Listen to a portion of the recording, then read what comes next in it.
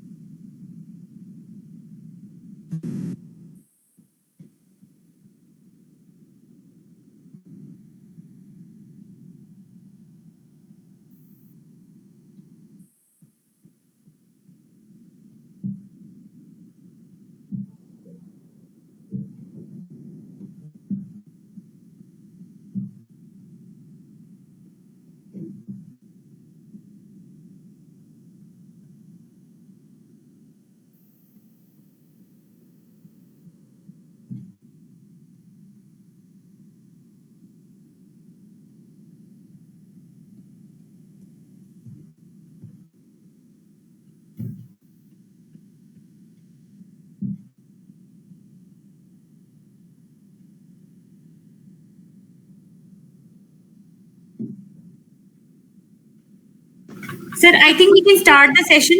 Okay, okay.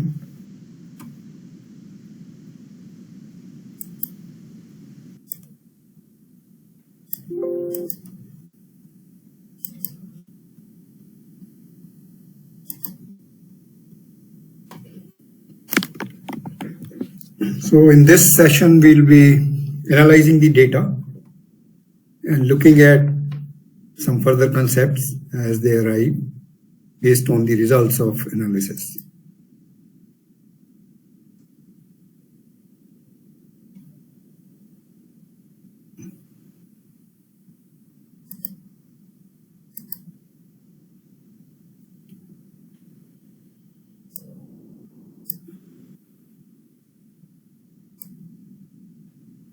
So we'll be using the data that I showed during the presentation.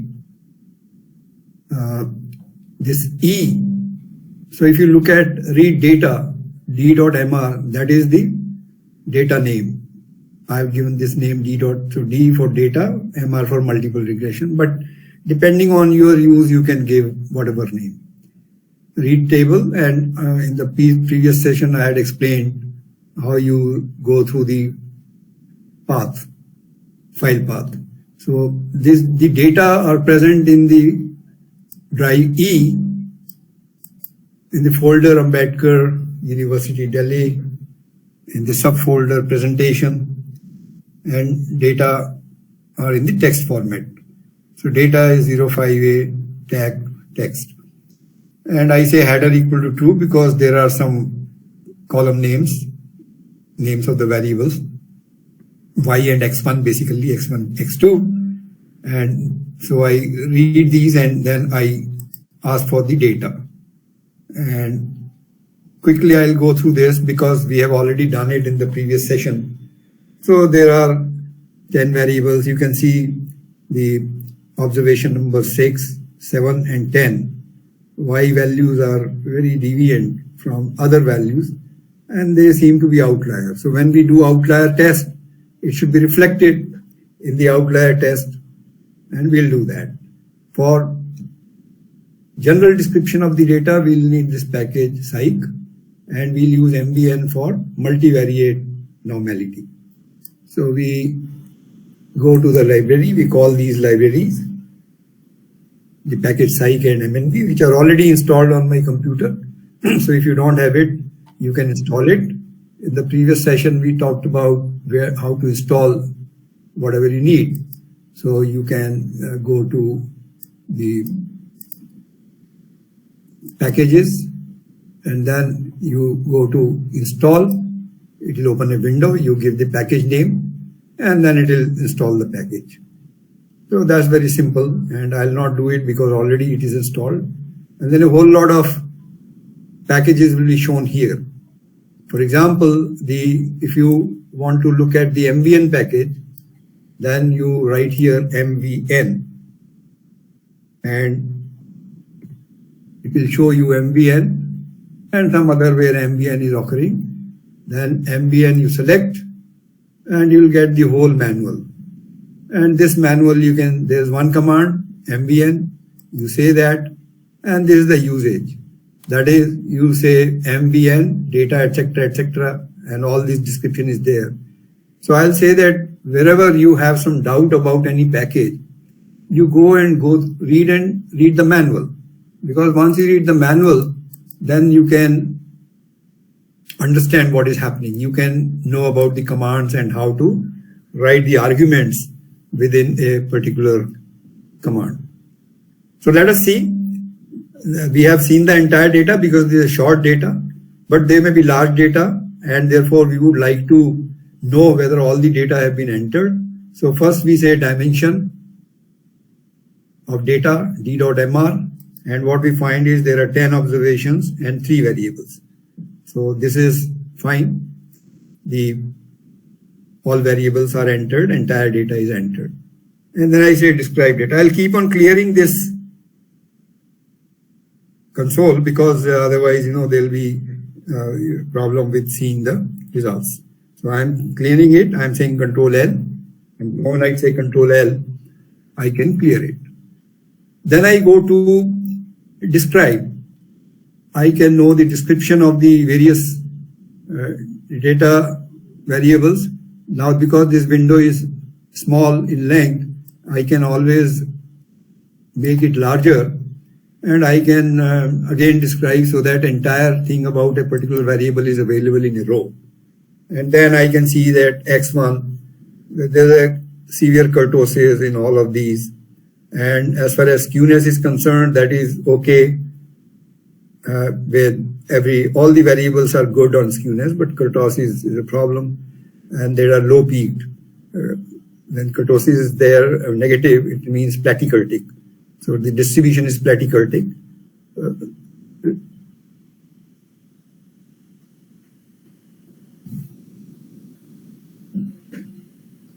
I have to make a correction. If it is 0, if the kurtosis is 0, it is platykurtic. If it is negative, it is leptokurtic. Now we go to the plot variables. Let's see what kind of variables they are. Again, I'll clear this. And so we obtain a scatter plot of the data points. Normally, from the scatter plot, we can know what kind of relationship exists between the variables, and therefore we do a regression plot to obtain the scatter plot. And this is my scatter plot of the data. The scatter plot indicates that the data are all distributed here and there. It seems that at the lower values of x1, this is for x1. Similarly, you can do it for x2. So I'll not do that, but you can do that. So for x1, we can see that up to the fourth observation, the even fifth observation, they are very closely distributed. Variances are not much, etc. But then as you go toward the higher end, then certain observations are showing very large location. And these scatter points, that means they will not lie in a good straight line. There will be some problem. But we cannot say immediately on the basis of this scatter plot, because it's quite possible that the fit may be really good. So we'll see that when we fit the data. So now we find outlier by using this MVN command, and we use the Mardia test for multivariate normality. And we find that it gives all the information even for the univariate distributions. So first thing is you read MVN, multivariate normality, and it says yes, yes, yes. So normality is present. Data are normally distributed, although they are very small, and etc. So the null hypothesis is that the data are normally distributed, and p-value is much more than 0.05.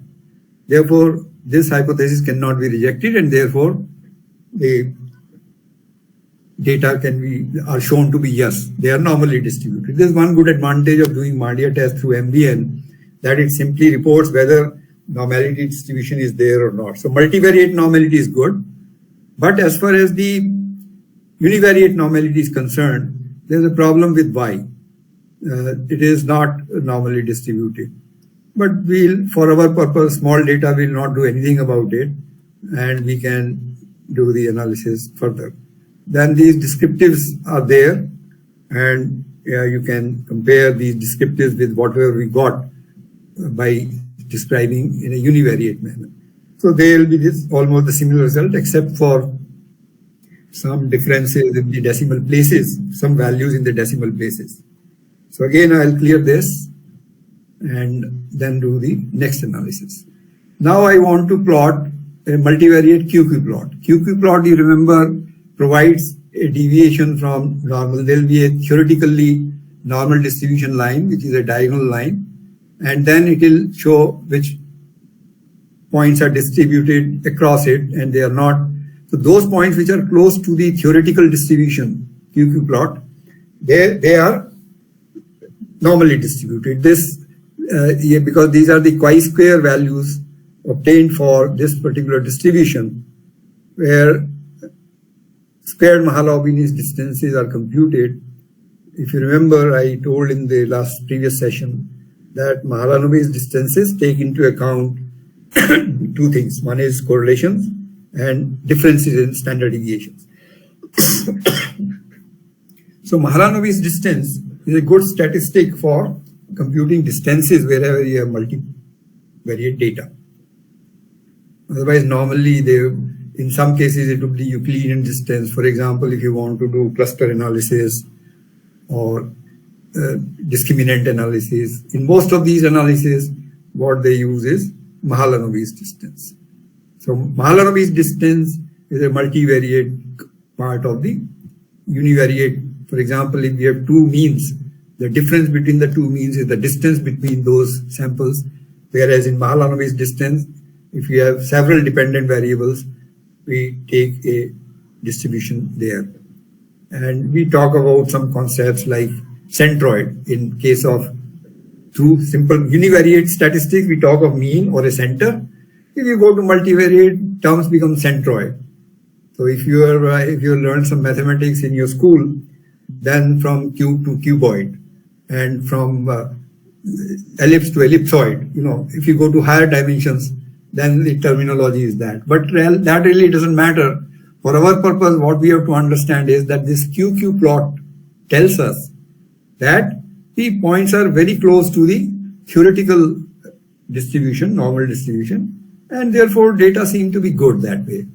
And also the values above, as we discussed, the multivariate normality is reflected by the Mardia test. So then we can also plot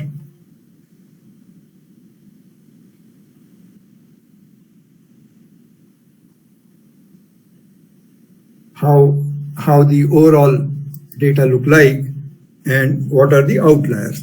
So you can see these three outliers are there, and it identifies outliers n equal to 3, non-outliers n equal to 7. And these three observations will precisely be the same which we identified by an eyeball inspection of the data.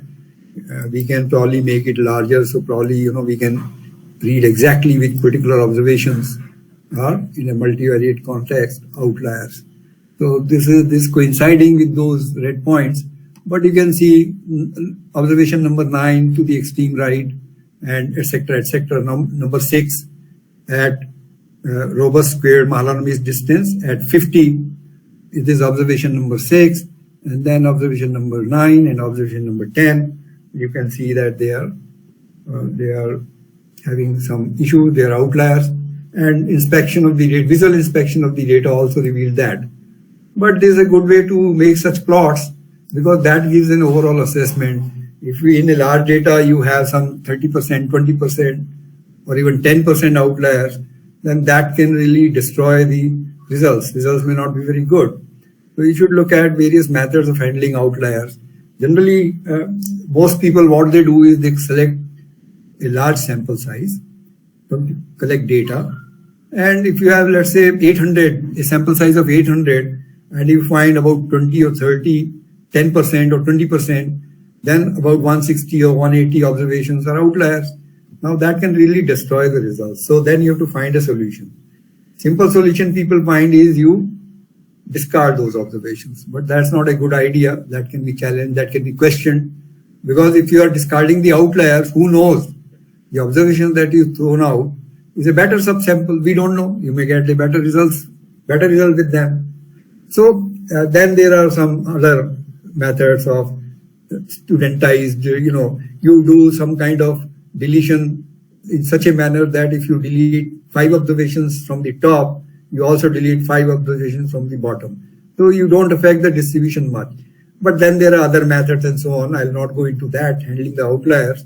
But if you are really doing research, you must study those things and also check whether you are really fine with the outliers. So best way I would suggest is that you do the analysis for the complete data and then another analysis by throwing out the outliers. So you, for example, out of 800, if 20% data points are outliers, you compute the model for 800 respondents, full model, and then you compute another model where you throw out the outliers with 640, whatever number is left, and then you just compare those results. The values of coefficients may not be the same, but if the trend is similar, say beta 1, if you have two variables and in both the analysis you find beta 2 is more than beta 1, then it is to some extent okay. But in case of prediction, you have to be very careful, throwing out the observations, and in particular econometricians make a lot of prediction, so they have to be really attentive to this issue very carefully. And there are whole chapters on this available in econometrics books which they should read. Then we compute correlations. What will correlation tell us? Correlation will tell us if there is a possibility of a multicollinearity. That is what we saw in case of the presentation. And we are getting rounded up value up to 3 decimal points. So we compute R and get values up to 3 decimal points. What we find is that there is a strong correlation between Y and X2 and also with X1.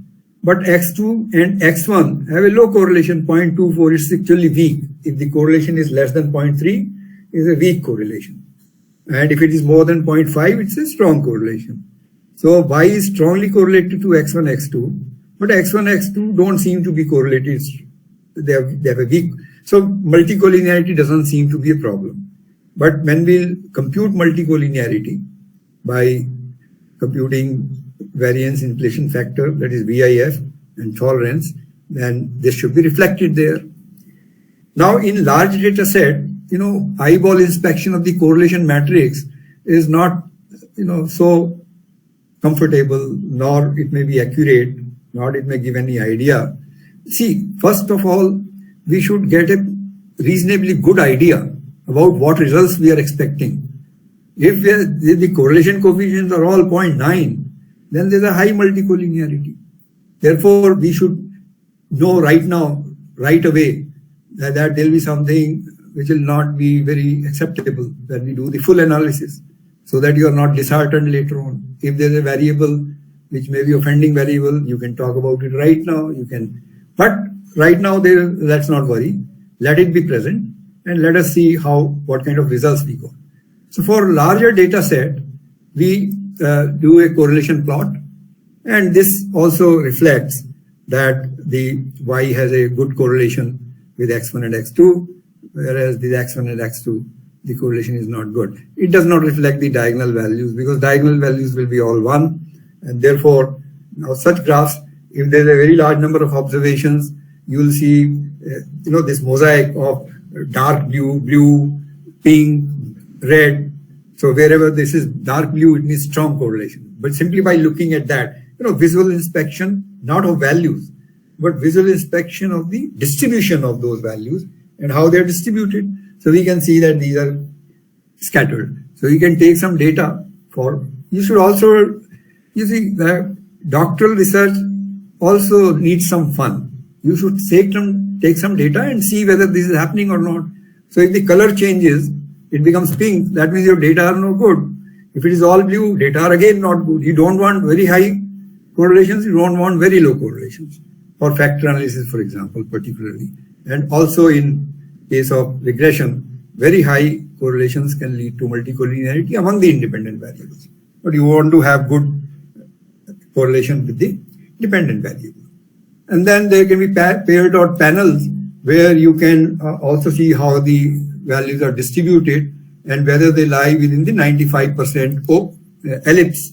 So now the X1, X2 have good, seemingly normal distribution, but Y is slightly, skewed, positively skewed, and that is what was shown also in the univariate, reflection. So there's a skewness, and which is negative for etc.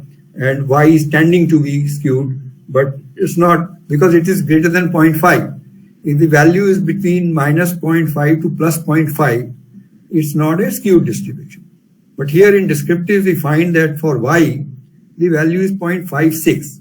So it's not, if it were 1 point something, it would be very skewed. It's skewed, Thomas, to some extent, but not so much. But that is also reflected in this graphical representation. So X1 and X2 they are acceptably normally distributed, Y is close to a normal distribution, except for maybe some 1 or 2 observations. We had taken them away, probably this outliers, then probably this distribution will also become, but that will become very flat, in fact, if we take only the extreme observations out.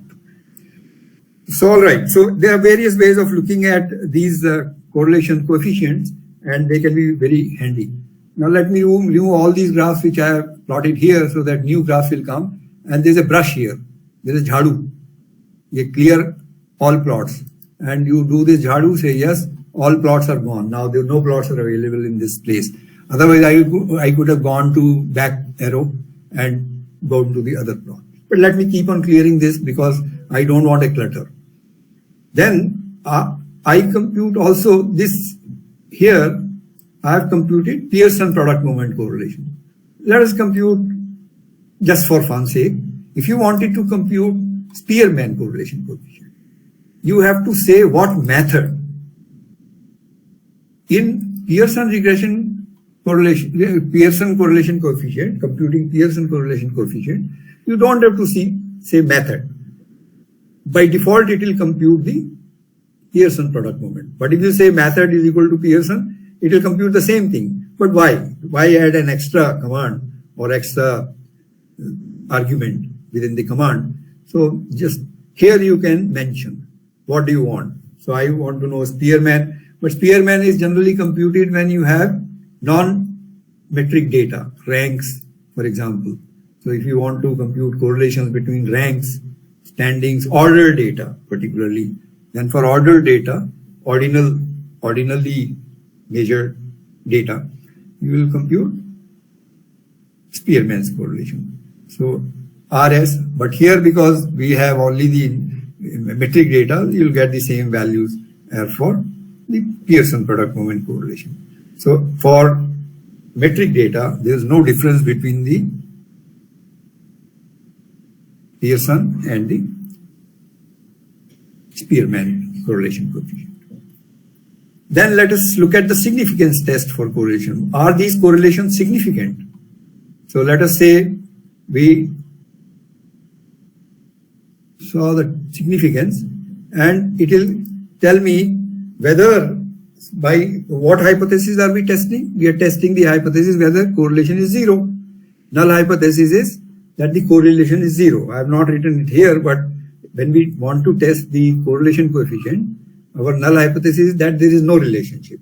Null hypothesis is about no relationship, no effect, etc., etc. So this would mean that correlation, there is no relation between the variables. And therefore we are testing the hypothesis R is equal to 0. And what we find here, it will convert R to T test. Remember, you must remember, and many people do this confusion and there's a error in thinking. R statistic is not an inferential statistic. It is a descriptive statistic. It simply describes the relationship between variables. So if somebody says R statistic is an inferential statistic, you must challenge it. Describe how is it. And to know whether R is significant or not, we have to convert R into the t-test. And there's a formula for this. I think I described in the lecture, or I don't know, but it's very simple. T is equal to R upon standard error of R. And standard error of R was defined as 1 minus R square upon n minus 2, because here there are two variables. There are square root of that. So it is very simple. Once you know what is the standard error, you divide the statistic of interest by the standard error of the statistic of interest. I think this definition I gave in the first session. So if the inferential statistic, T is an inferential statistic, R is not an inferential statistic, so you must convert it to T, then test the T test and say what is the correlation. Okay, and here we find that T test is not significant. T test is not significant. So correlations are not good. They are not, because T value 0.05, if it were 0.05 or less than 0.05, then it would be a significant value of T. And then we would say that the null hypothesis is rejected. It cannot be rejected here. Now, good thing about this analysis is that it also gives the confidence interval. And generally in your report, you must report confidence interval in this manner. 95% CI is square bracket starts minus 0.0052. That is the value we are obtaining here in the output, final output. And this is called the lower limit. And upper limit is 0.9008. What it means is that, it means that we are 95% confident that the correlation lies between these values, that the value of correlation coefficient lies between these values. We can give a 99% confidence interval or whatever. So confidence interval is important. In fact, nowadays many journals don't want to look at your hypothesis testing. They will not, they reject a paper if you say simply hypothesis testing, null hypothesis rejected because t-test gave p-value. No. They want to know the confidence interval. So if you want to publish your research in a good journal, you must report confidence interval. Three things are to be reported: confidence interval, effect size, and meta-analysis. Meta-analysis, of course, you cannot do on the basis of one study. But effect size, for correlation coefficient, effect size is R square. Simple. So you must report CI and R square. Compute R square, and report these two. So for these data, the data revealed that 95% confidence interval this, comma, and effect size equal to R square, whatever value you got. You write that. A simple one line result will have more impact than your whole description in a paragraph, what you want to say. This simple statement, 95% CI this, comma, R square equal to this, and just write a few words. In one sentence, you can say what you would have said otherwise in a paragraph based on the null hypothesis. So, you know, in journals, the space is available at a premium, therefore they want to save space. But if you are doing your thesis, you say everything. You talk about t-test, you talk about the confidence interval, because idea in a thesis, I hope many PhD students are attending this session. So idea is that through your thesis, you want to reflect your scholarship and you want to say, yes, I understand, I know what I'm doing and I know all this. But in a journal, it is expected that the author is an expert and experts will read those papers. So that one sentence is very meaningful. But in thesis, you may write one paragraph, two paragraphs, whatever the way you want to impress the reviewer. But be brief. Preciseness is always important and it should be meaningfully stated. So let me clear the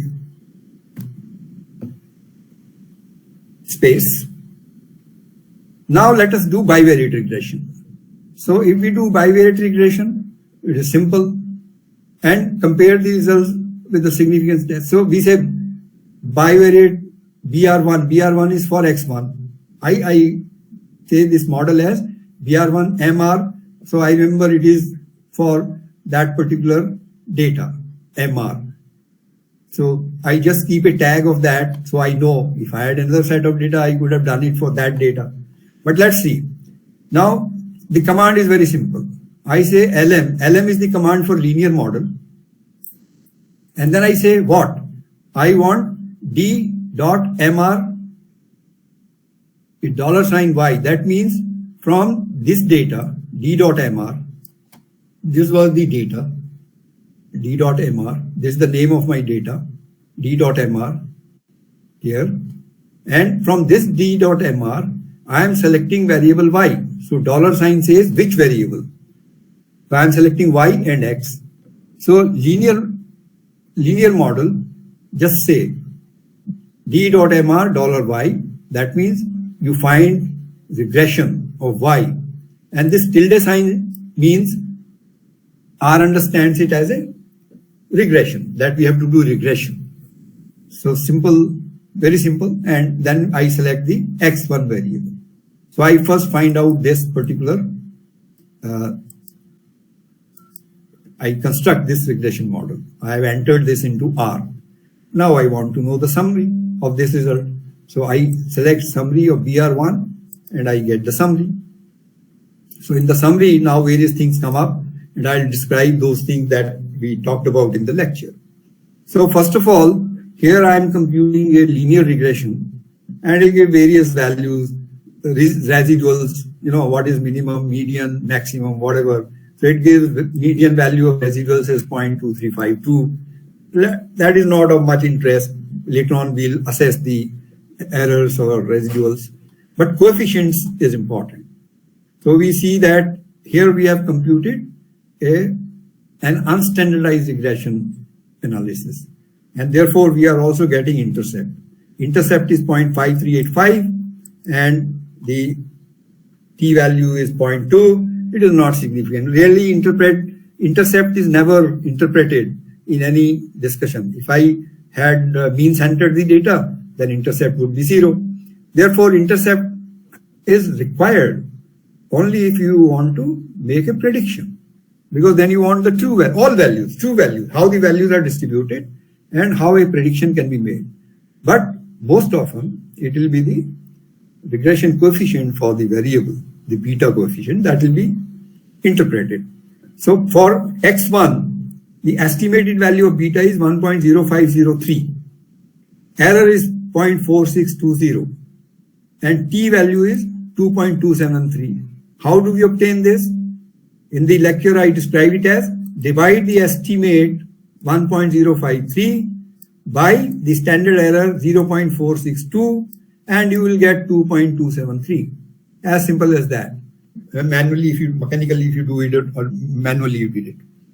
So it's very simple. This is also a way to understand your lecture, your concepts.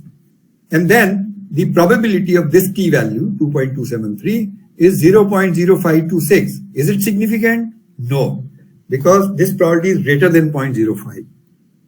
Therefore, we say that the model is not significant, and therefore it is not very good, and then it should be also reflected in the significance testing of R square. And significance testing or R square is at the bottom of this summary. You'll find F statistic 5.168 on 1 and 8 degrees of freedom. So there are 10 observations. So for F test, there are just 2 variables, and therefore degree of freedom is 1.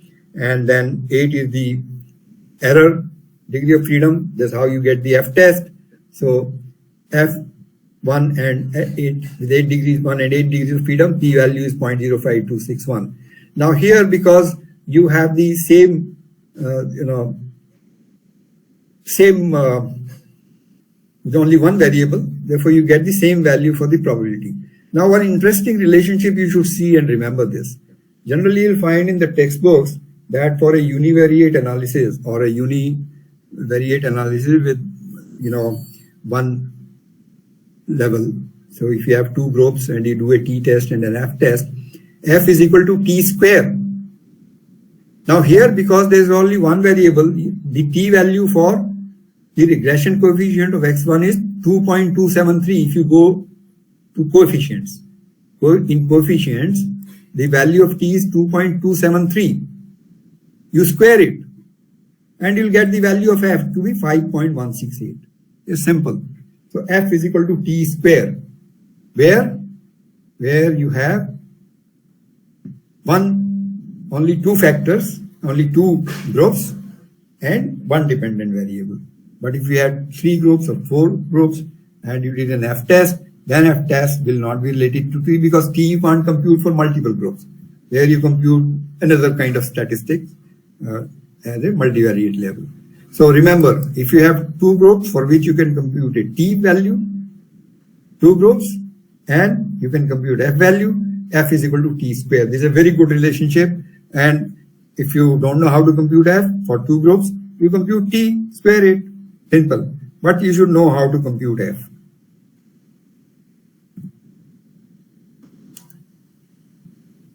Okay, so let us now plot the regression line.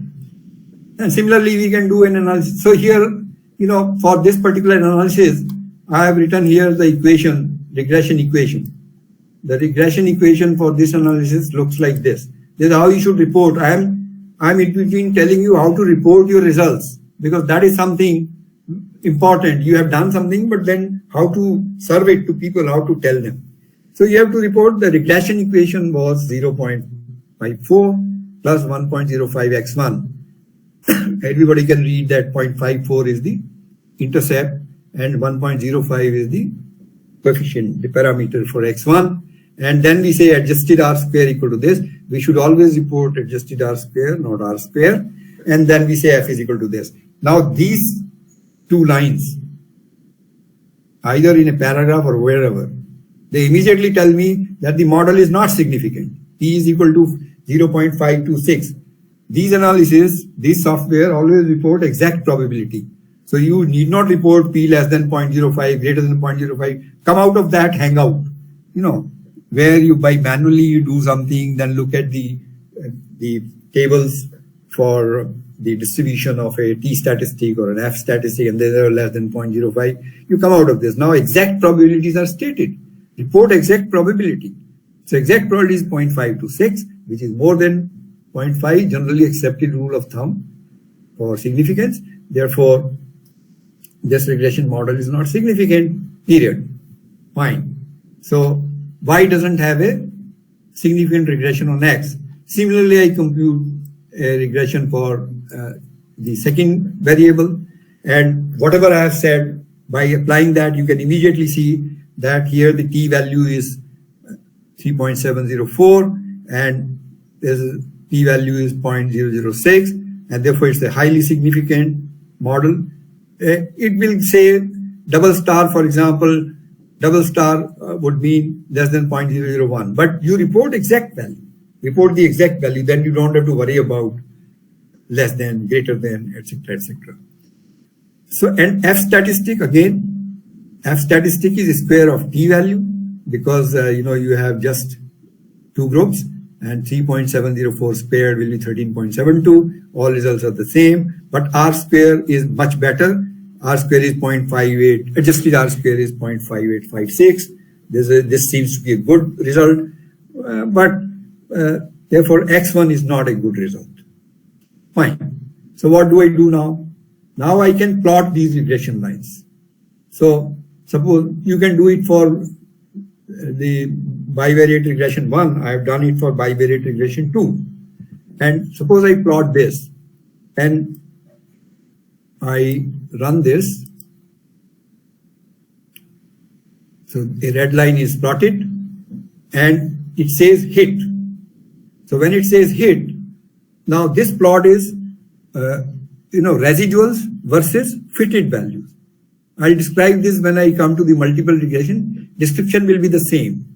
Most of these plots will check whether there's a linear relationship that is stated, or whether there's a leverage, that is one particular variable is strongly affecting or the whole result, or whether the errors are normally distributed. So we'll get 4 different plots. So now if you see in the console, it says to see next plot hit.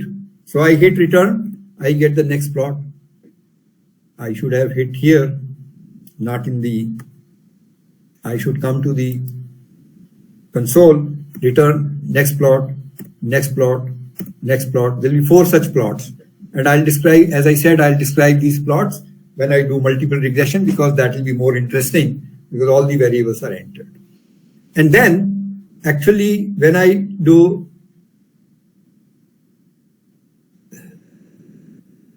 something has been deleted, let me bring it back.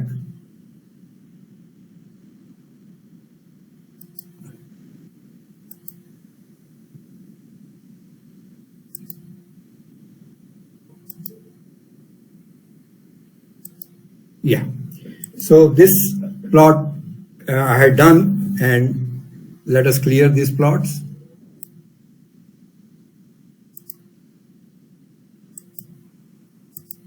Okay, so what I do is now, after doing this plot, I can add an AB line. AB line means what line fits the data. And AB line, I have seen that for the regression model TR2, our intercept was 0.0661, and slope was 1.3485. The value of B, the value of regression coefficient was 1.385. So I say AB line, what? AB line starting at 0.0661 as y-intercept and with a slope of 1.3485. And I say color green, so I do that, and then immediately you see that this line is plotted. Intercept is here on the left side, which is 0.06, approximately 0.07, and then the slope is 1.38, and etc. I could say color red, I could say color blue, or whatever you could have drawn any other color. So let's clear this. Now, let us go to computing and plotting errors. So I want to draw error plots. How are the errors distributed? I do it for bivariate regression 1.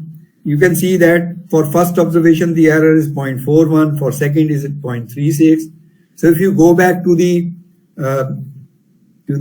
result based on the Excel that I showed in the presentation, you will immediately see that for observation number 10 it was positive 4 point something, for observation 9 it was 6 point something, for observation so error, these are the errors, and I had shown the errors in the graph, how the positive and negative errors come.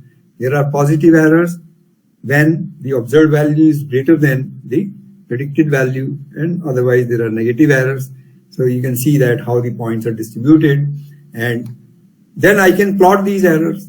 And again, while plotting these errors, I want the AB line to be 0, 0. 0, 0 means I want an AB line which is starting at x equal to 0 and y equal to 0. And then it will clearly indicate to me how these errors are distributed. So you can see that the errors, now it is a plot of errors, not the scatter plot. Scatter plot was between y and x.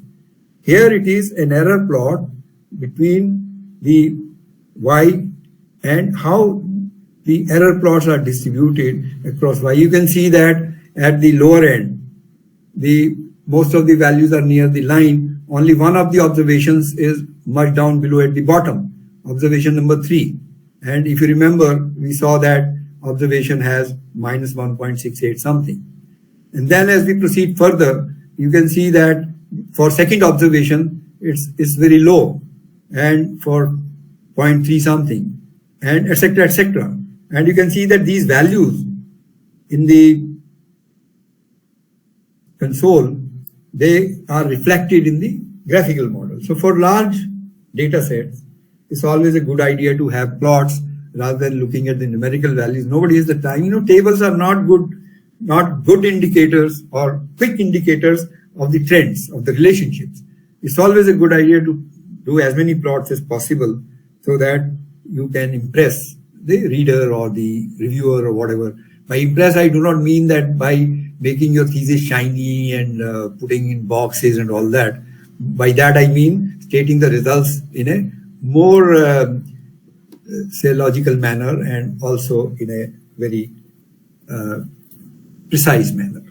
Similarly, I can do it for A2, that is for second regression model, and here I see that again the distribution is much wider. So X2 is having a large error distribution spread over entire range of the observations. Fine. Therefore, I go to the diagnostic plots. Diagnostic plot means where is the problem? What is happening? Am I really getting the results which I should have got? Is the relationship really linear? Are the errors randomly distributed? Right? Etc. etc. So let us do this. Now I am doing the diagnostic plot. I want to diagnose what is happening where. So I'll do it for BR1, and similar thing can be done for BR2.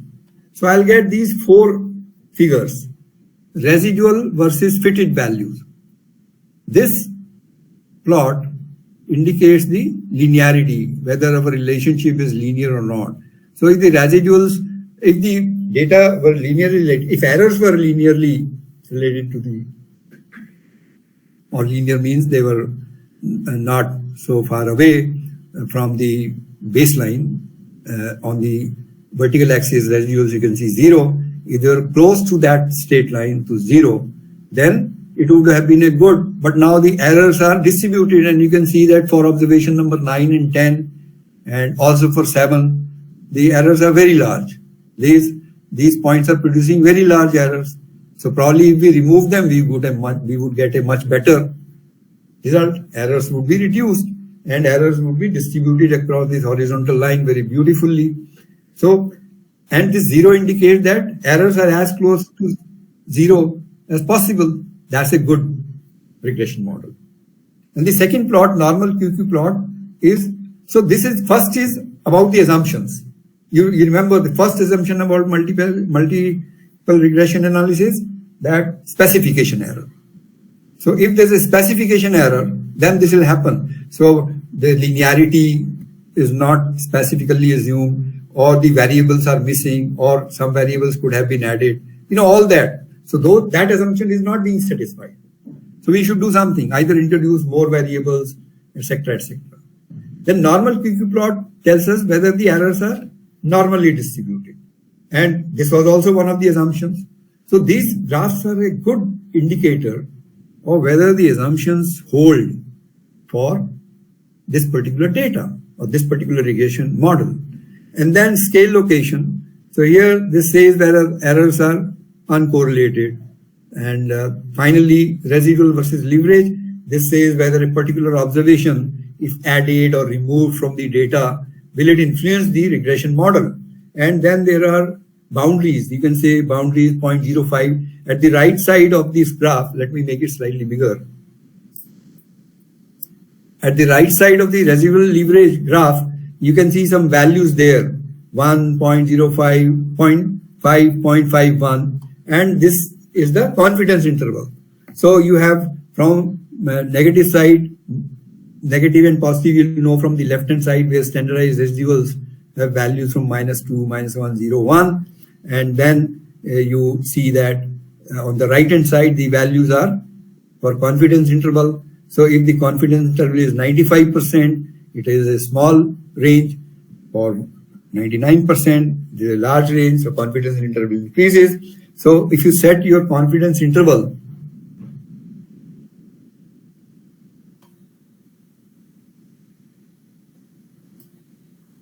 so another, I think I had to close the slides. So this, so you can see that most of the observations, they are falling within 95% confidence interval. But observation number 9 is not within the 95% confidence interval. And it goes even beyond the 99%. So this observation is really troublesome. All other observations are within the 95% confidence interval. As you can see, observation number 10, those dotted line for the range of the confidence interval. So good data seems to be all right. That in terms of leverage, in terms of if we remove observation number 9, then that would mean that our results can improve. This really influences. By leverage, we mean that this particular observation has a leverage, can influence the results, can influence the regression model. So these plots are very important and they immediately reflect, and you really don't have to discuss too much. All you have to write it a couple of sentences. And when I do multiple regression analysis, I'll indicate what kind of sentences you should be right. So what this particular plot describes. So if you say that, you're already talking about the assumptions. But this is a graphical representation, and therefore some numerical method, not numerical method, but some analysis will also see some of these assumptions of heteroscedasticity and other things. All right, so let's now do multiple regression analysis. We say, again, LM model is there, y tilde x1 plus x2 data d.mr, and find the summary of that. We run this, and this is what we get. Now here, this is interesting.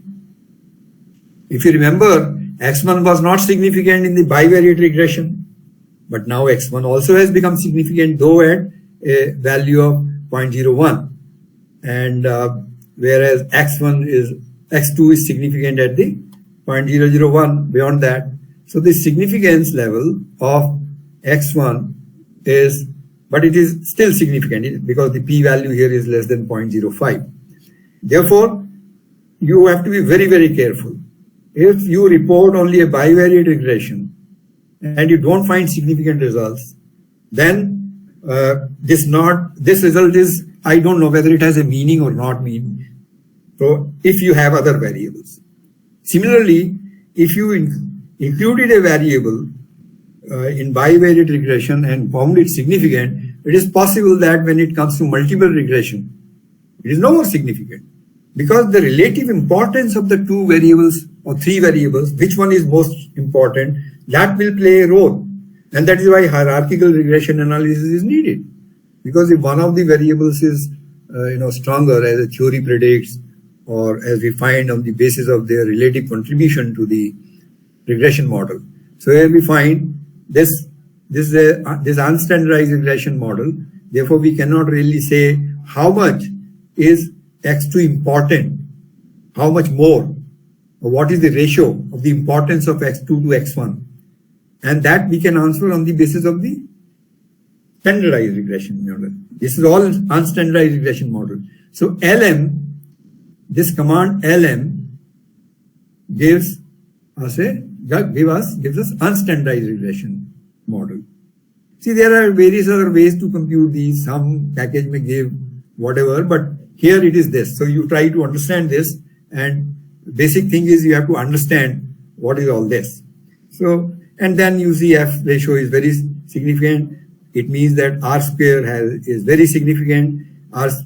Adjusted R square is very high, about 0.8, and therefore it's a very strong, there's a very strong model, not robust, a strong model, and also it is a significant model. The model is significant, so this is how you will state. The model is significant, in parentheses write R square equal to something, P less than, P equal to 0.0018 or 19. And then you say adjusted R square, and then you say, and the coefficients were significant, then the reported coefficient, etc., etc. Beta 1 equal to this, beta 2 equal to this, state t value, state probability levels, and I think I will describe this when I come to further how to write these models. Okay, so now we have done diagnostic plots, and let's proceed. Then we can write coefficients of R, and we can find their confidence interval. So we find confidence interval. You can now immediately see that the confidence interval for the coefficient of x1 lies between 1.45 to 1.40.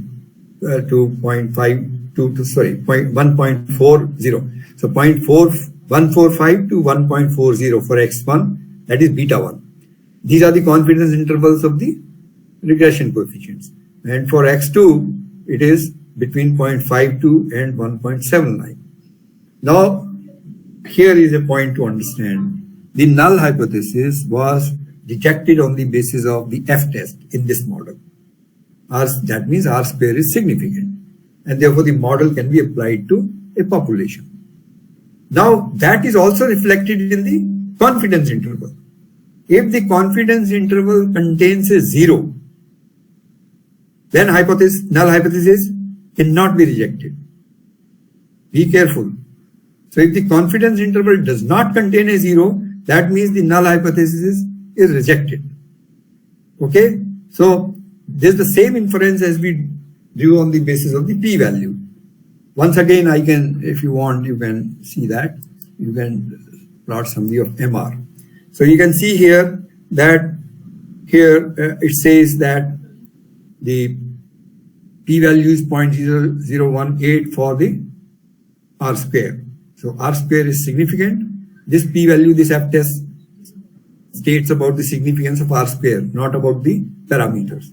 But the t-test, I've been repeating it because you must keep it in mind. You cannot report a significance of the beta and then say the model is significant. For model, you have to take an overall view, overall R square, multiple correlation square.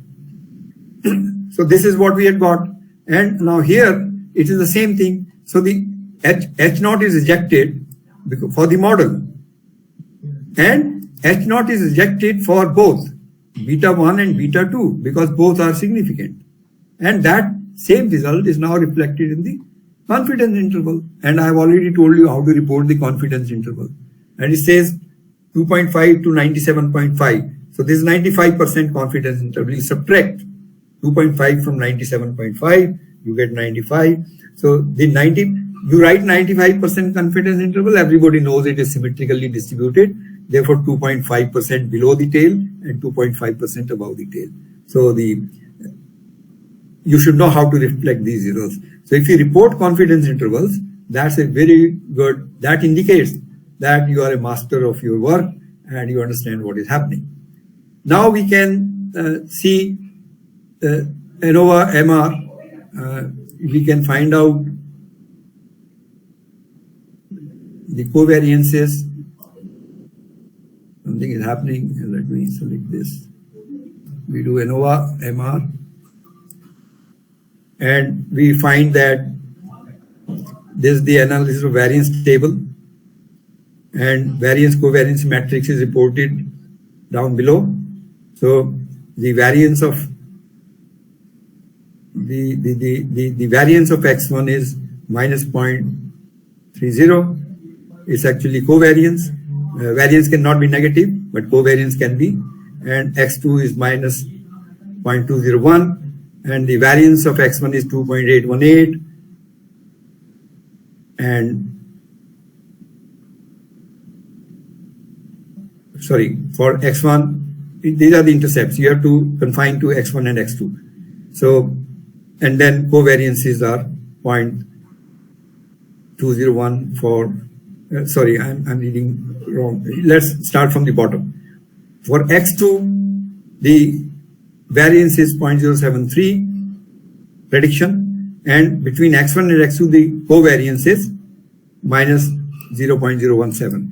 The diagonal values of the correlation matrix represent variances and off diagonal values represent the covariances. So that's all this how you can. Now we can find the influence MR. We do the regression diagnostics. So when we do that, we find out what is the influence of particular variables. And we can see that influence in regression dynamics, the hat means what is the hat value of y, that is estimated value of y for different observations. And this how these values will be reported for every coefficient taken into account. So intercept, for example, for first observation, the model is y is equal to 2.44 minus 0.25 times x1 minus 0.15 times x2, etc., etc. And for all individuals, these estimated values are reported, and then there's an variance, sigma means overall covariance, etc. Then weight residual. So weighted residuals are now reported. These will be the residuals based on that particular model. And then we go to the diagnostic plots for the multiple regression model.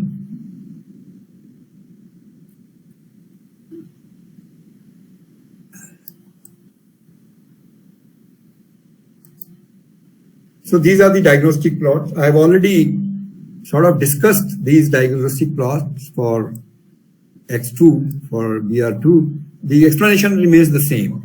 And you can now see that observation number 9 in multiple regression is also there. I forgot to talk about Cook's distance. That's right at the left bottom of this fourth graph.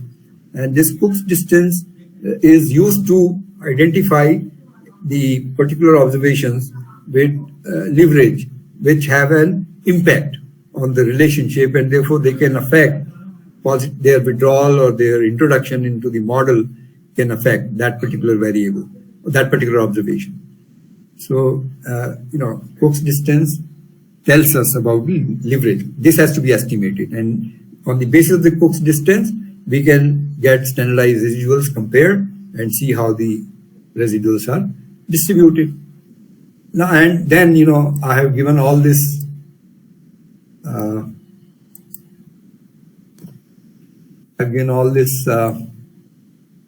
here. When I'll send you the handout, you can immediately see residuals versus fitted. Check the linear relationship assumption. So I had explained this residual versus fitted. This is the first left top corner graph. Then normal QQ plot checks whether it is normally distributed or not. So normal QQ plot is the first plot at the bottom, at the left bottom. It says normal QQ plot. Most of the observations are quite near to the normal QQ plot. Error, these are the standardized residuals, and therefore model seems to be the normality that the residuals are normally distributed. This is also one of the assumptions. And then scale location checks the homoscedasticity. So the the graph at the right column top is the scale location. It's also called spread location. And this checks the homoscedasticity. Homoscedasticity means equality of variances. That is, all variances are equal. Heteroscedasticity is a problem in regression analysis. If the variances are not equal, then the data have to be transformed. I discussed this already in the lecture. And then finally, residuals versus leverage this graph identifies the influential cases. I've been talking about it. So when you get the handout, you'll get this, and therefore it will be easy for you to interpret this kind of data. Then let's move further.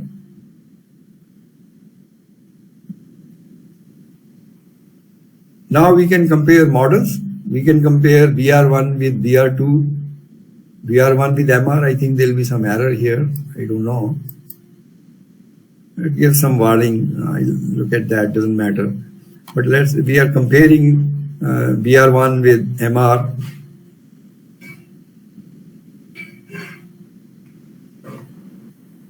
It gives ANOVA, and it basically gives ANOVA. I hope you can interpret the ANOVA results. ANOVA results simply indicate that if the F value is significant, then the models differ. But here F value is not significant because probability is greater than 0.05. Therefore, this model does not differ significantly with the response model, that is the multivariate regression model, where we have regressed all the independent variables on the dependent variable. So compared to that, the X1, the bivariate regression which used only X1, is not significantly different. And similarly, we can interpret the second one. Now, we would like to validate the model, and we do k-fold cross validation. For this, you need a library called DAG. So this particular package can be installed, and then we learn CEV, that is cross validation. CV stands for cross validation. Cross validated what? The linear model. Which linear model? Data d.mr. And we want 3 folds. This is a k-fold cross validation. I can describe this as 3-fold. Why do 3-fold cross validation? And it'll get some results, some warning, etc. Don't have to worry about that. But where you find is that 3-fold means it will compute 3 different validations. Fold 1, and fold 1 means what it does is picks up randomly certain number of observations, and then it runs the model on those observations and find out what is the predicted value and what is the cross validation value, etc., etc.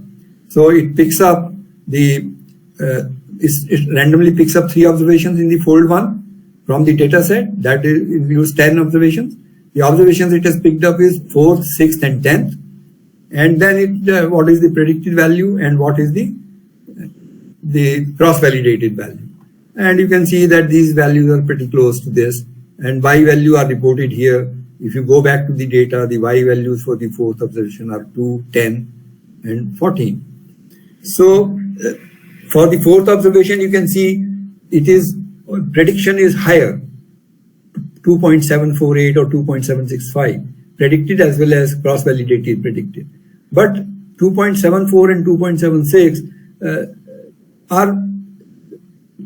they are different from the observed value, but they are pretty close together. It seems, it's reasonably okay. Whereas for observation number 6, difference is more, and for observation number 10, it is really much more. So actually you can see that wherever there are outliers, you will find that the predicted values may differ from different folds or different models. And then this is graphically represented here on the right hand side. And there's simple, for each fold, it says which color represents what and which shape represents which particular fold. And the red line indicates fold 1 and green line indicates fold 2, and these triangles indicate fold 1, etc., etc. So everything is pretty clear, and most of the folds are producing results which are pretty close to each other. So the model, cross-validation model is okay.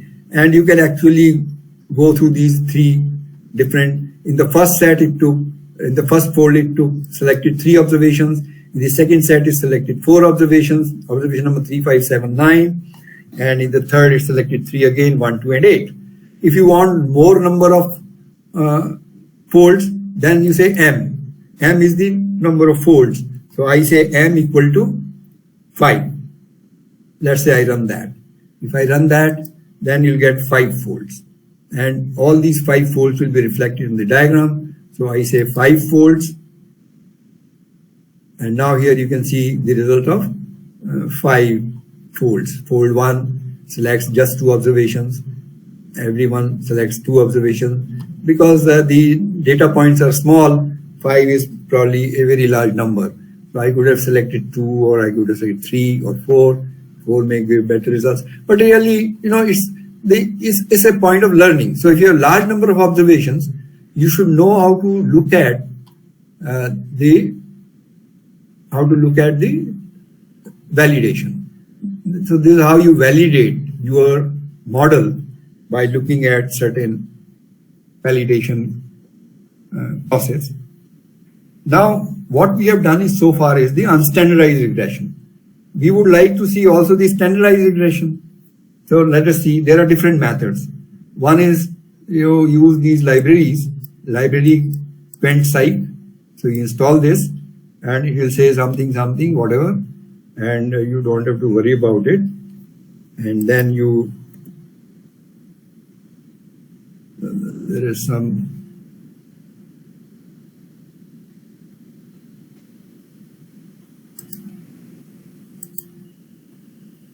there was some semicolon introduced, I don't know. So library QuantSci, and it will require booth and mask. If you want, you can select it. That'll be a good idea, because then there'll be no issues. And then you say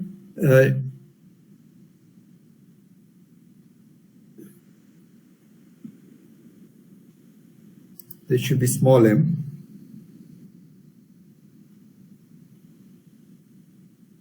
Make z equal to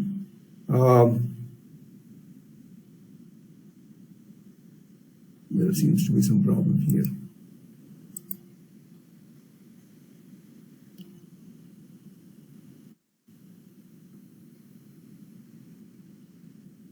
I'm at z dot m is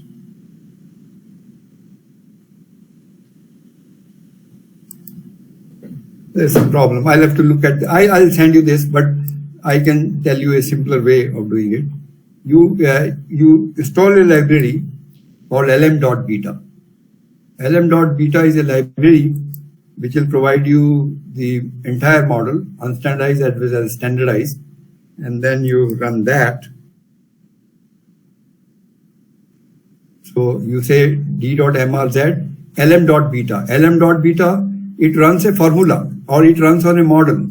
If you remember, we had already estimated the MR, multiple regression model. So we enter that model here, right? So it doesn't accept the observations, but it will accept a formula or a model that we have already computed. So we say, after this, we say lm.beta. The command is lm.beta, for that particular model, and we call it as run it, and then we see the summary of this. Yes. So now here you can see that it gives estimate and then standardized estimate. So under standardized estimates, you can see intercept is 0. That is what we expect, because standardized data has 0 mean. If you standardize the data, convert data into z-scores, the mean of z-scores is 0. So this is fine.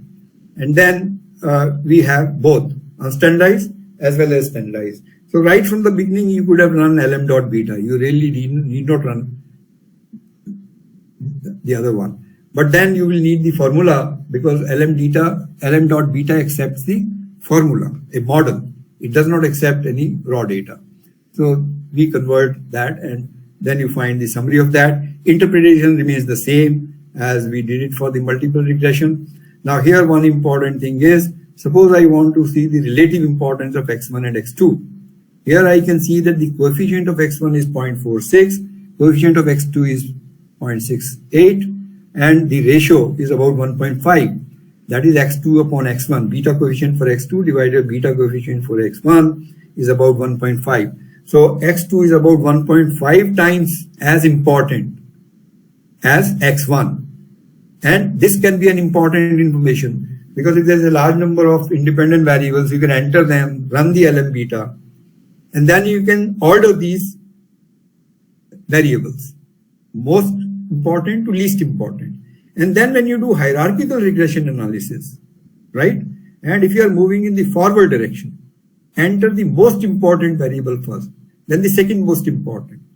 But if you are doing the backward regression, where you start with the full model and then keep on removing the variables, remove the weakest one first. So we'll do this again. We'll do the hierarchical regression analysis below. Then we test multicollinearity. It's very simple. We find VIF. VIF is variation inflation factor. And the command is VIF MR. And then we say, what is the VIF? VIF here is simple. It is for x1, it is 1.0609, for x2 also, because there are just two variables. And therefore, variance inflation factor is 1.069. VIF should be less than 5. If it is less than 5, then multicollinearity is not present. But if it is greater than 5, then multicollinearity is present. Some people define tolerance. Tolerance is the inverse of VIF, 1 upon VIF. And so we can also compute tolerance. In R, it is a simple package, is simple to compute VIF. From there, if you want to report tolerance, you can report tolerance. So tolerance is 1.9. And I have given this formula, tolerance is equal to 1 upon VIF for multiple regression and up to 3 decimal points. And this is 0.943. So you can invert this and you get VIF. And so for multicollinearity, the relationship between x1 and x2 should be very strong. The tolerance here is high, and therefore and VIF also indicates low value, 80%, and tolerance is about 0.943. Therefore, there doesn't seem to be an issue of multicollinearity, though to some extent this value of tolerance should be greater than 0.9, etc. It is the boundary line, but it really doesn't indicate, because VIF is not indicating that. All right, so we can also compute for the overall model. What is the VIF for the overall model? And this is 1.0609. So for the overall model, all variables taken together, because in fact there are just two variables and there will be just one VIF. So that VIF will be the same as the average of the two, because the values are same, you get the same value. Obviously for two variables you'll get that. But if you have a large number of variables, you can keep on adding variables and all that. Then we can also compute collinearity from the first principles. You can try this. I'll not run this. You can try this. That means if you don't have the package, you just you regress x1 on x2. That's what I had described while giving the lecture. And then you regress x2 on x1, find there. There's something called collinearity diagnostic. if there is a large number of variables, we would like to diagnose which particular variable is problematic. And this computes a condition index. If condition index is greater than 5, there is a high multiple collinearity. But if it is greater than 30, it is really a problematic. It's severe collinearity, right? So you need a library, OLSRR. You call that from the library, and then you run collinearity diagnostic. And when you run the collinearity diagnostic, then what you can see is that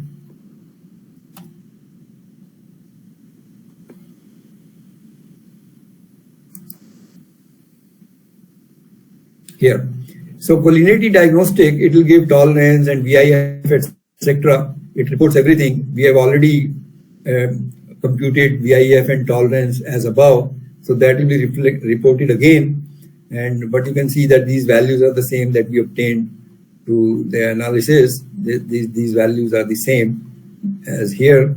And then it gives eigenvalue and condition index. Don't worry about eigenvalue because otherwise I'll have to go into the matrix.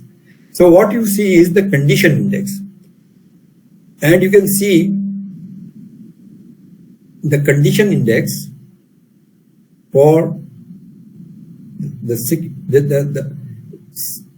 condition index. Look at this column first, condition index. The values are 1.0, 3.67, 5.14. And these values, none of them exceeds 15 and none of them exceeds 30. Otherwise, there would have been a problem. And then it reports also the intercept, regression, coefficient, etc., etc. Let's not worry about that. That is already we have looked at that. But what is important is this value 5.14120. So you start looking at the output from the bottom.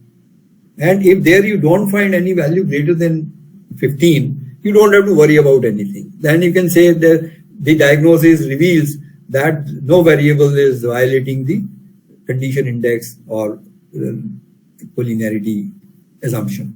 None of the variables is violating that. So we don't have to worry about it. And therefore, but diagnostics is always important. Supposing you would have found you had 4 independent variables and you found multicollinearity, then you would like to know which variable is offending. And you go to the variables and find out which variable is offending, right? And then you do whatever solutions were suggested when I was into the lectures. Okay. Okay. Are you having patience? Hello? Yes, sir. It'll take some more time. No issue, sir. So your CNS should be strong. Okay. Then relative importance, we can find out there is some package called relative importance. I've already indicated to you that we take the ratio of the beta coefficients. And so we do that, we call it from library, call this also from library. And then we run the relative importance. Okay, so you don't have to worry about last, first, stat, etc. Actually, in the results, you'll find that you have to worry about LMG. That is, you are entering both the variables. Last means you are entering x1 last and or x2 last. First means which one you are entering first, etc., etc. Don't worry about that. Those descriptions I will send you in the handout. Because right now what we are worried about is 1 mg. So here you see that x1 upon x2 or x2 upon x1 is about 1.5, and that is what was reflected in the standardized regression coefficients. And average coefficients for different model sizes are also reported here. When x1 and x1 is entered first, etc., etc. You don't have to worry about that. All you have to report is this part of the model, where so you have to report only this part where it is LMG. And you actually in the command I need not give. If you go into the source quadrant, it says calculate relative importance, etc. See LNG, last, first, stat. This was just to indicate to you that various things can be calculated.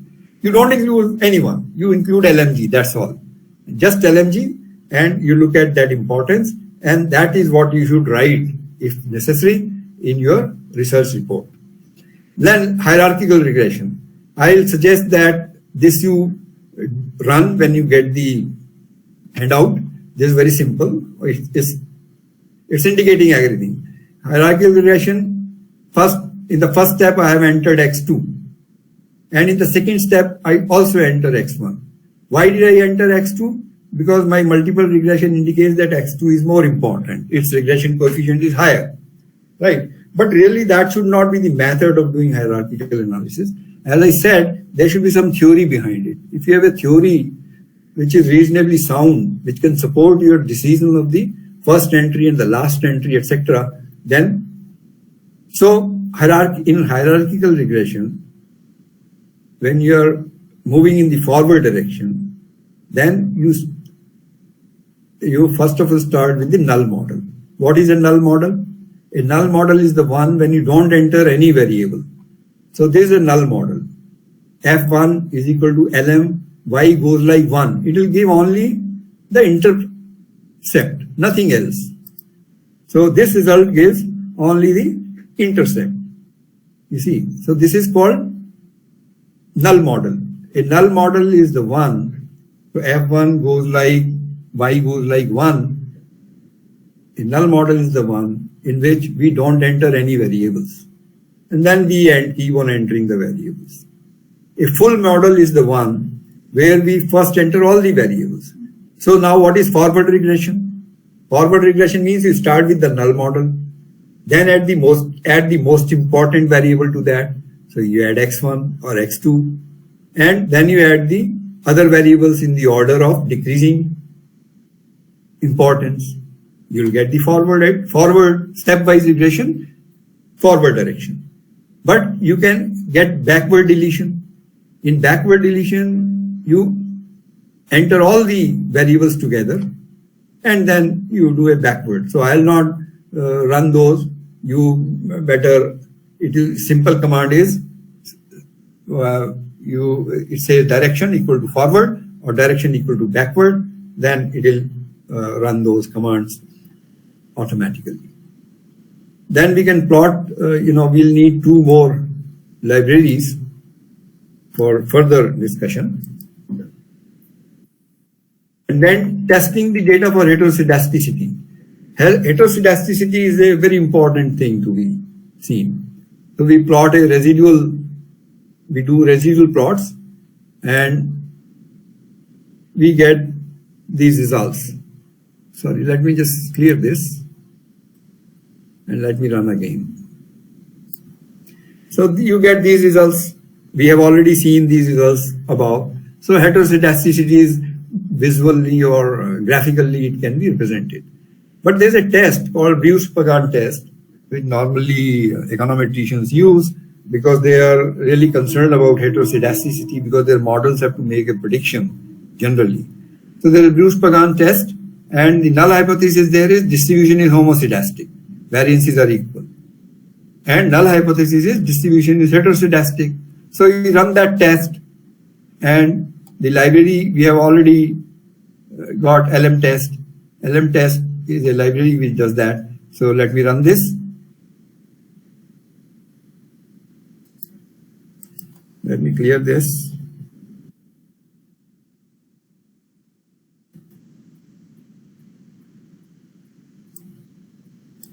And run this. So now you can see that it will report various things for BR1, for bivariate regression 1, bivariate regression 2. So BP for BR1 is 4 point something something, p-value is 0.03. So it is significant. It is significant means what? The heteroscedasticity is present. So for X1 there is heteroscedasticity. For X2 there is no heteroscedasticity. P-value is 0.1717. And if you take the entire model, then it says p-value is 0.5933. That means it is not significant. Therefore, it is not heteroscedastic. So, this is interesting. One particular variable can be heteroscedastic. But in the multivariate context, and when you enter these data into multiple regression, then nothing may be heteroscedastic, right? So remember, most of the statistical analysis are done iteratively and many times, you know, one regression model cannot develop a theory. And one regression model, from one regression model, you can really not understand any situation. Therefore, you have to conduct those regression models on several sources, several samples, and run again and again and again. And we can also run QQ plots for seeing the, so we see Q norm plots, and we find that this is the distribution, and we add QQ line or residuals, and we get this line, and this we had already done earlier in diagnostics. But this is just, I'm saying, if you don't want to run diagnostics, but if you want to really check the data for homoscedasticity or heteroscedasticity, you should do it. Or we can do a density plot. It will produce a distribution, probability density function. So if you want to make a probability distribution function, this is a very nice looking. The density distribution is nice as far as the residuals are concerned.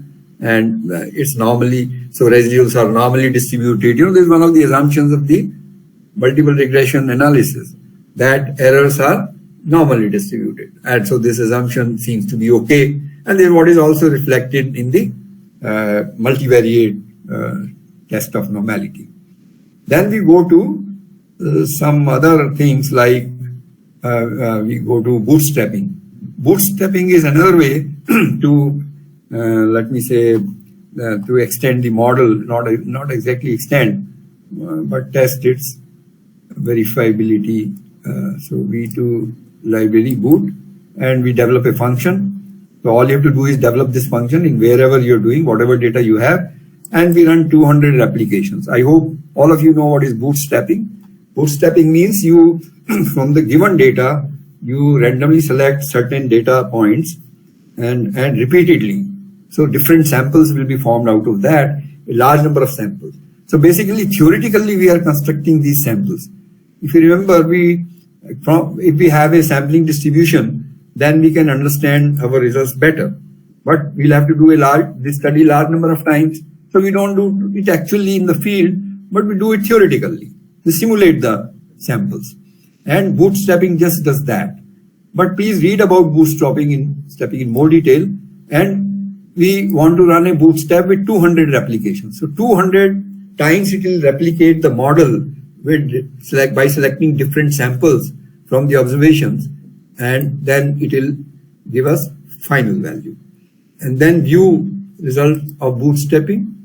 So we view that, and that is, you find for T1. T1 is the first coefficient. So for T1 we get, because this is a bivariate regression, this is y goes like x2. So for the bivariate regression, y for x2, since there is one parameter for x2, and this was 0.63 as in the above, really close to 0.63.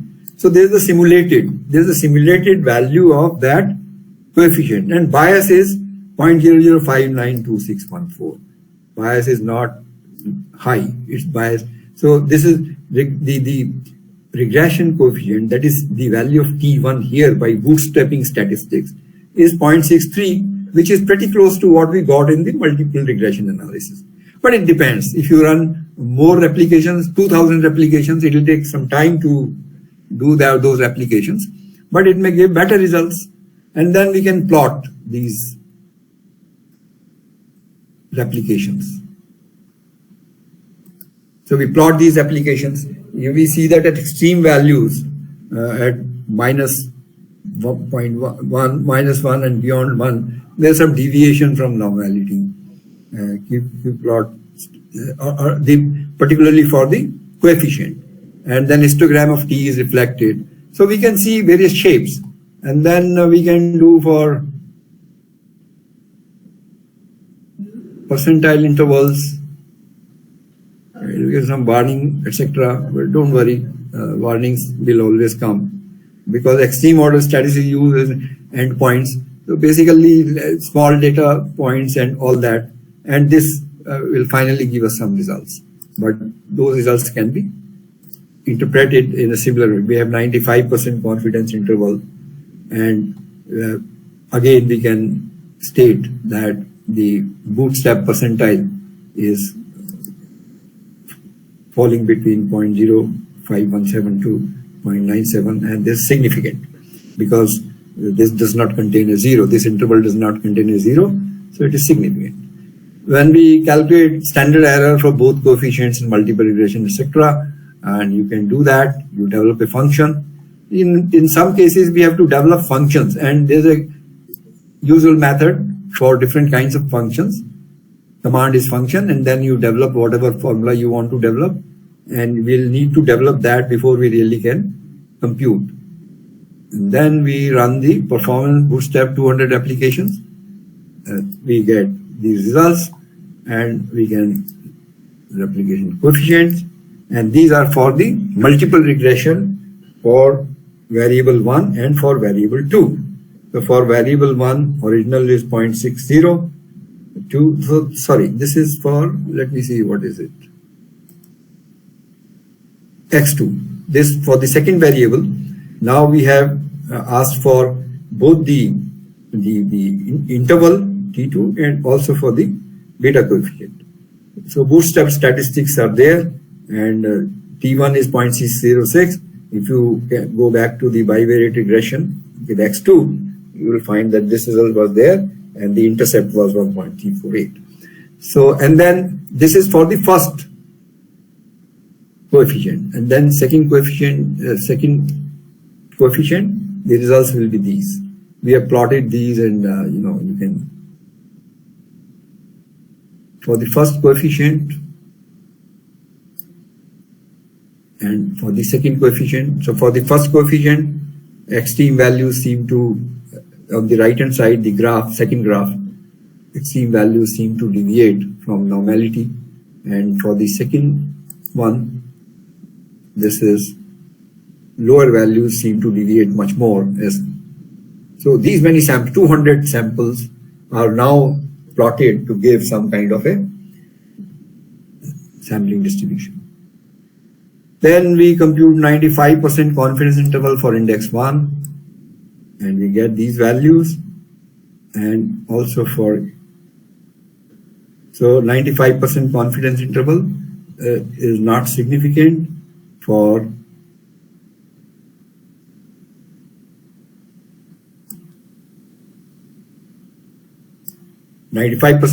each coefficient. So first is not significant for index 1. Index 1 means the first coefficient, it's not significant, but for second one, it is significant because there is no zero in the confidence interval. Now, finally, we will spend another 15 minutes to understand mediation and moderation analysis. So we'll need these libraries for that.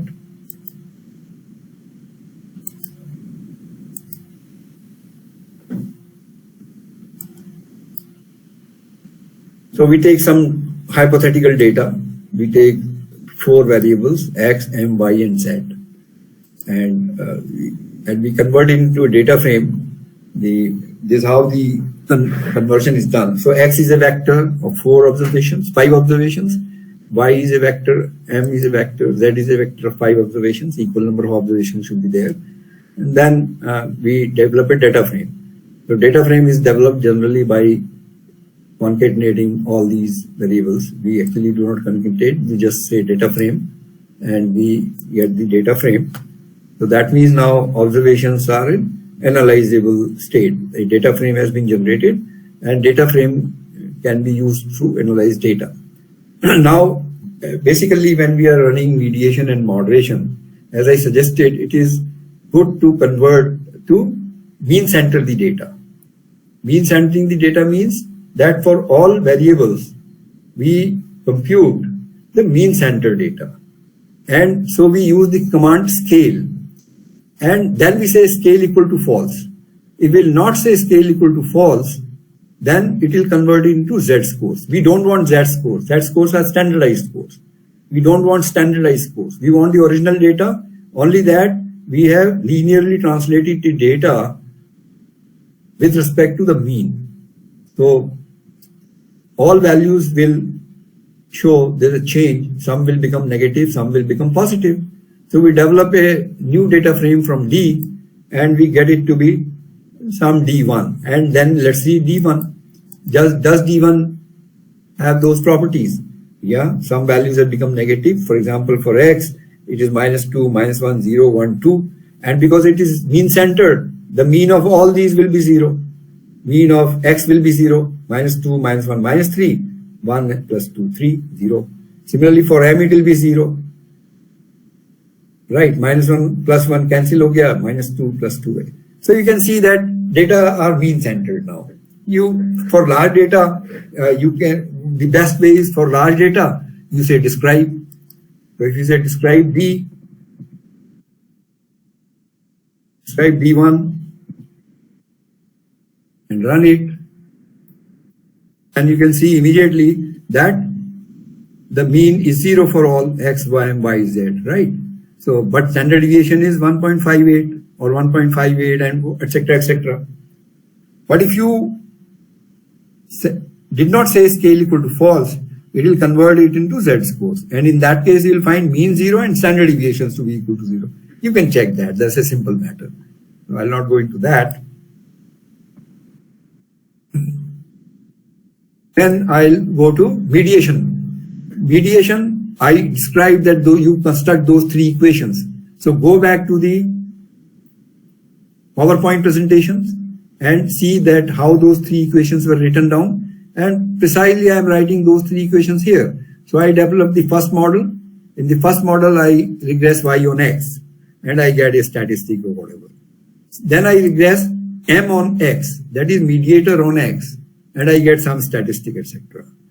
Then in the third equation, I regress Y on both X and M, and I get some.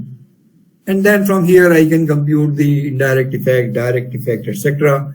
And I have indicated there, you take actually you'll have to get standardized values, and already these are mean centered, so intercept should be 0, but these are not standardized values.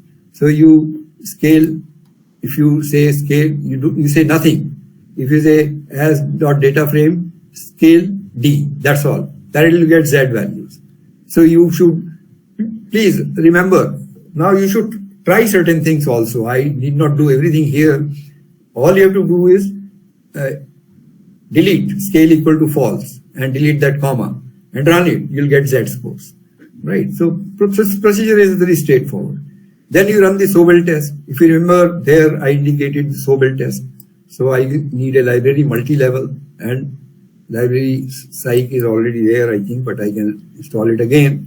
And then I compute indirect and ask for indirect. So what indirect? I give the independent variable first, D1 $X, then mediator, D1 $M, then dependent variable, D1 $Y, and I want to know the indirect. So what is the indirect effect? It will give the effect. So it will give all models, it will reproduce all results, and then it will give indirect effect 0.08. As I said, this should be the multiple of the standardized coefficients of M regressed on X and Y regressed on M. Standard error is this and Z value is this. So you divide the indirect effect by the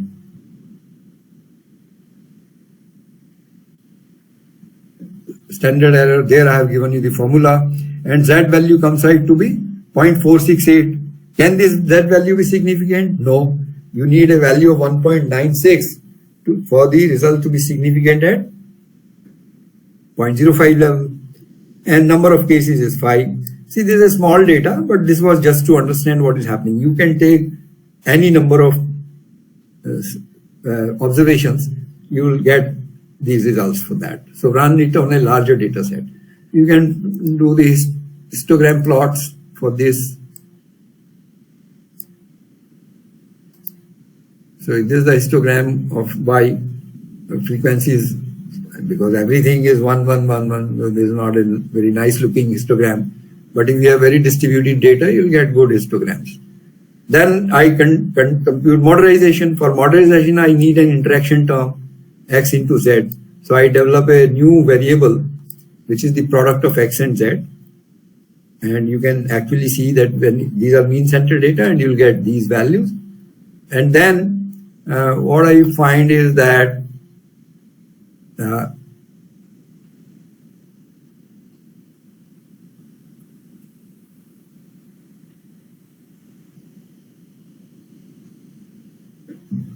there's a small issue here.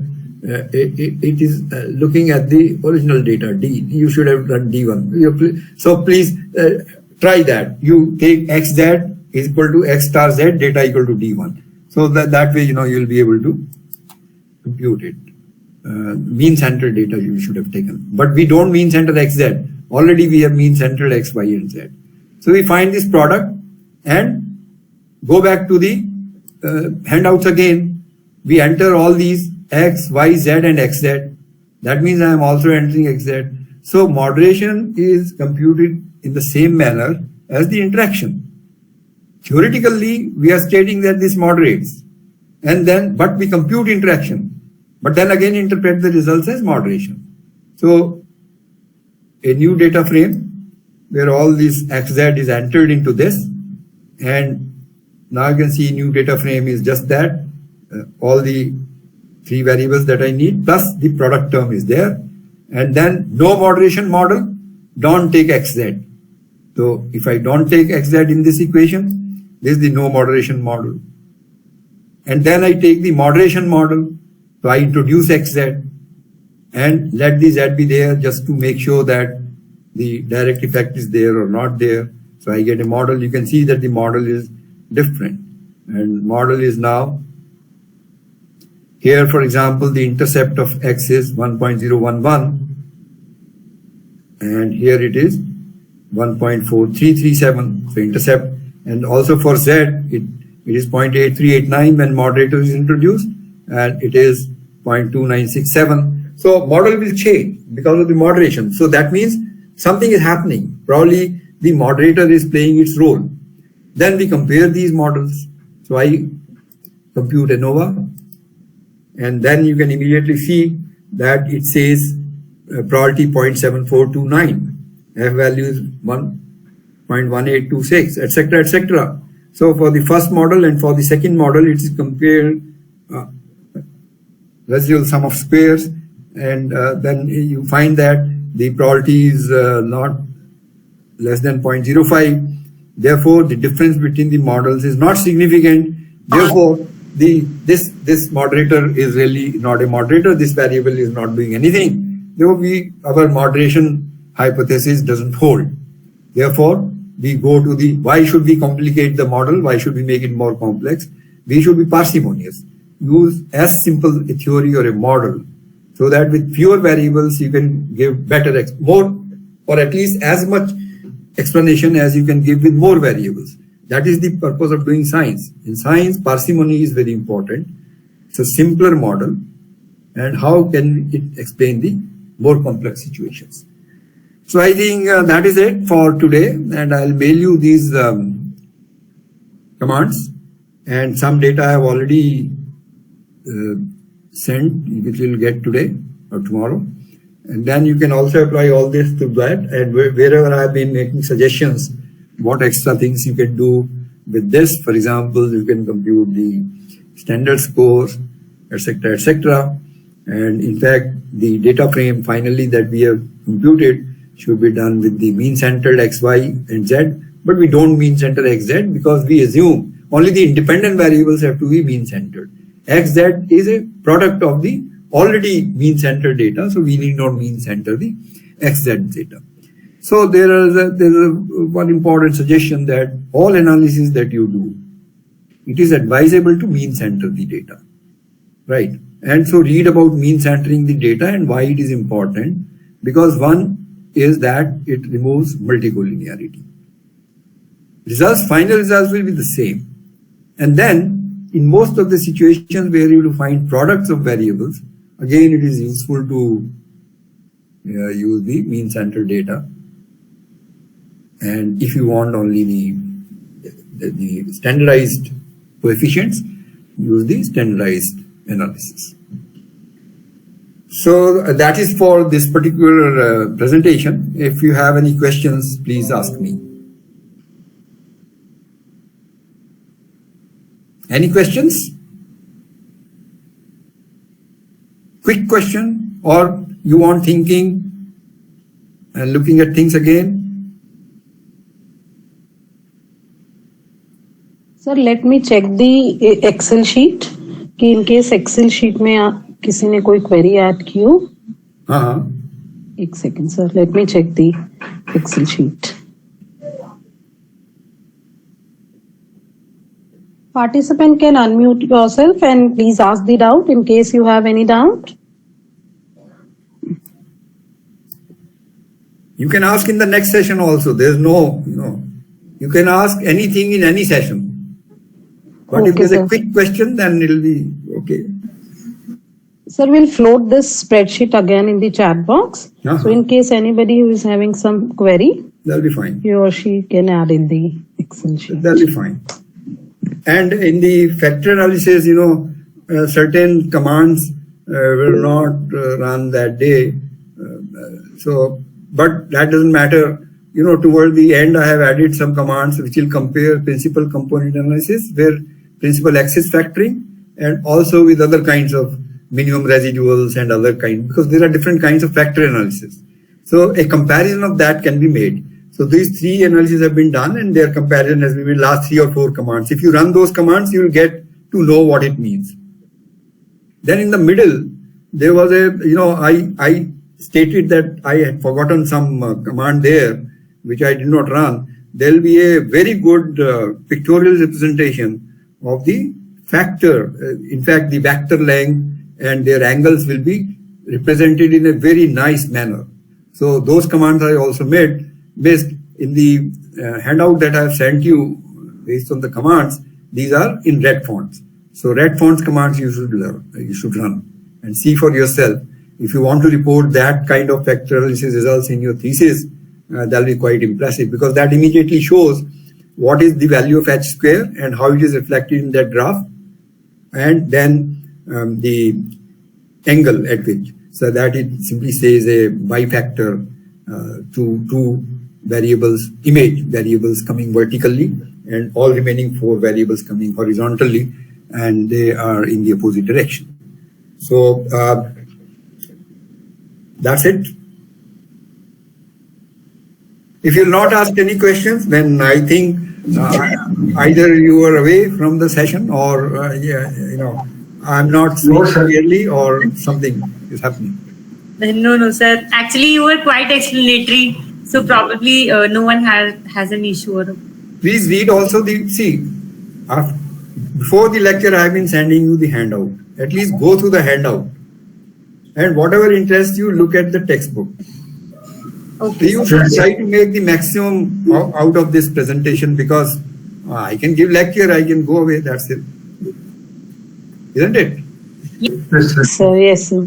And all this is for your interest, for your thesis. Whatever data you're getting, one advice is that data analysis you should never leave till the end of the thesis. I mean, most researchers do that. As soon as you get data collected on 30 or 40 respondents, you analyze your data. Another 20, फिर analyze करो. Then another 20, then you'll find that there is some level of stability. Right? This is called saturation. Are you reaching a saturation point? Sample size is important, but then if you're not reaching a stable result after, say, sample size of 100, if the stability is not there, initially there will be some variation and all that. But if the stability is not reaching, that means there is either something wrong with the questionnaire or something wrong with the respondents. Your instructions are not clear. They are not doing what you want, etc., etc. Right? So there will be the right way to correct things there. And always run a pilot study before you really enter into the big arena. Right? Pilot study, run on 30, 40 subjects and do the analysis. Okay, sir. Okay. So I think, sir, we should end this session for today. And very good. I'm sorry for this extension, but the analysis either you stop in between, then nothing, next session again you have to start from the beginning. Because no issue, sir. No issue. This is one of the things in R software, etc. Because you have to restart because memory is not there. Restart means some of the commands I can leave, whatever I have done, but data, I'll have to enter the data. I'll have to enter those commands where some data manipulation is required. I'll suggest that participants must read about this topic on data preparation, because we have started at a level where we assume your data are right prepared for the analysis. Data have to be prepared. By prepare, I do not mean that you fudge the data. By preparation, I mean that data have to be put in a proper format.